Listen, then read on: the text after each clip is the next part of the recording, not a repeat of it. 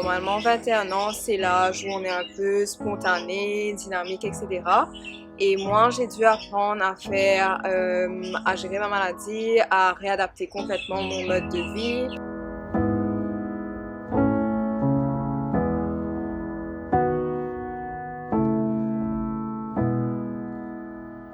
Je m'appelle Elena, j'ai 27 ans et à l'âge de 21 ans, en fait, on m'a diagnostiqué d'un lupus systémique érythémateux.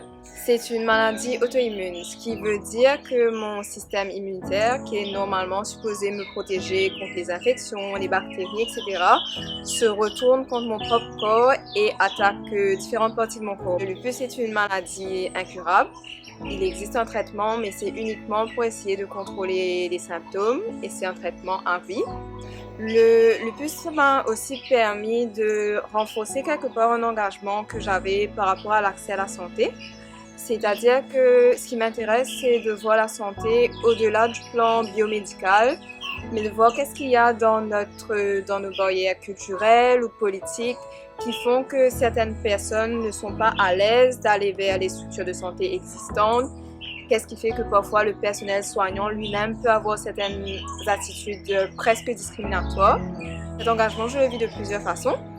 Déjà, je travaille dans l'univers de la communication et j'aime beaucoup accompagner les organisations qui travaillent auprès des populations les plus vulnérables pour pouvoir avoir accès aux services de santé. Donc ça passe aussi bien par des campagnes de sensibilisation, de plaidoyer, de prévention, etc.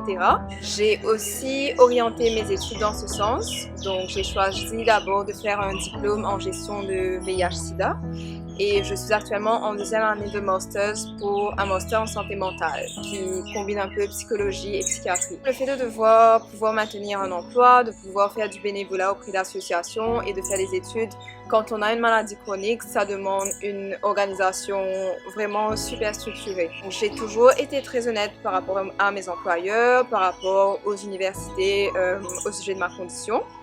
Parce que je pense que c'est important de voice out et de ne pas s'écraser, mais de négocier ensemble et voir quelles sont mes capacités et aussi comment est-ce que mon environnement peut me fournir certains ajustements pour que je puisse fonctionner au mieux et être le plus épanouie. Ça veut aussi dire prendre conscience de mes niveaux d'énergie, ne pas vouloir en faire trop, ne pas se laisser surmener par le stress parce que malheureusement le stress est un des facteurs qui peut causer une poussée de lupus.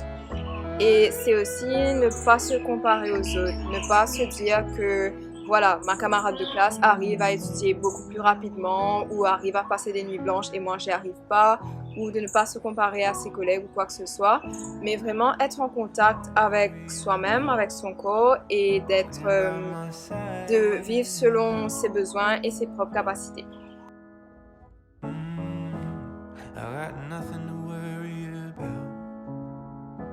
By my side.